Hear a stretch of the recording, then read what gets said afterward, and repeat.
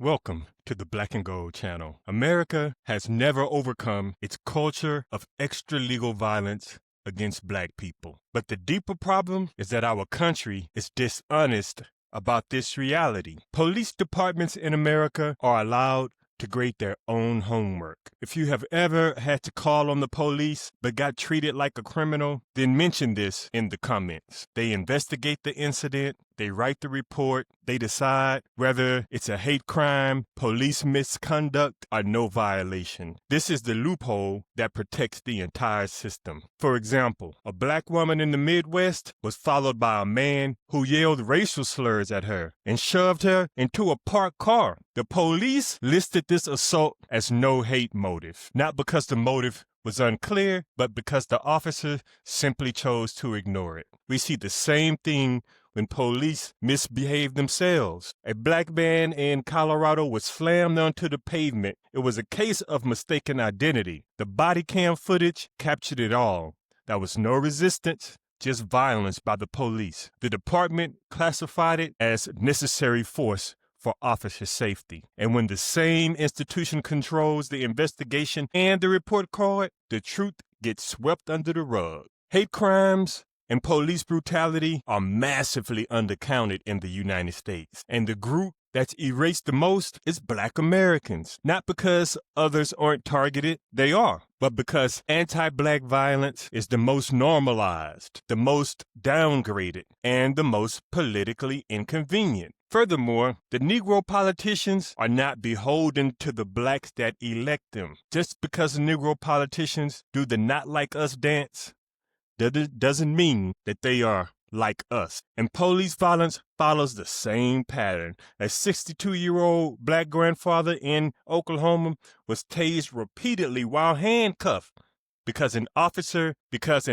claimed he didn't comply fast enough. The department classified it as within policy. I can share countless examples. When you downgrade a crime, you downgrade the victim, you downgrade the motive, you downgrade the entire community to which that person belongs. A traffic stop turns violent.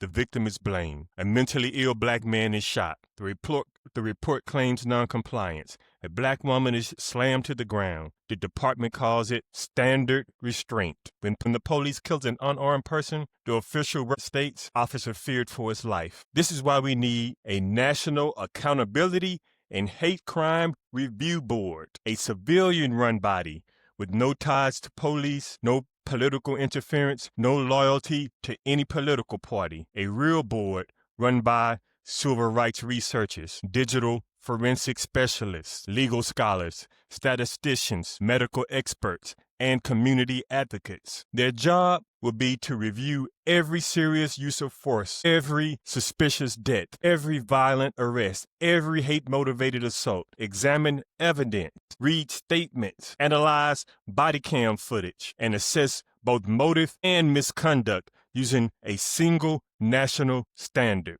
That would be a score system: 0 to 4, questionable force; 5 to 7, excessive force; 8 to 10, confirmed hate crime or police brutality. This protects the victims and prevents things from being swept under the rug by a corrupt police system. The database will consist of hate crimes, police brutality, use of force patterns, department cover-ups, and recurring officers. Just imagine the attacks on black immigrants are documented city by case. Assaults on black women tracked honestly across states. Officers with multiple complaints finally being exposed and tracked across the country. No more hiding behind paperwork, no more burying reports, no more protecting evil because it's a cultural norm.